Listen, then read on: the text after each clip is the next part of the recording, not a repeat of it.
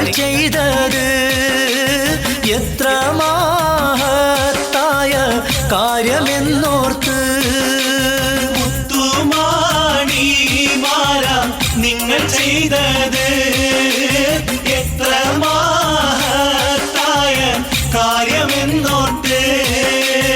ഏറെ പഴം തിന്നതിലും സന്തോഷം എൻ്റെ കൽബിലിന്ന് എത്ര ഉന്മേഷം.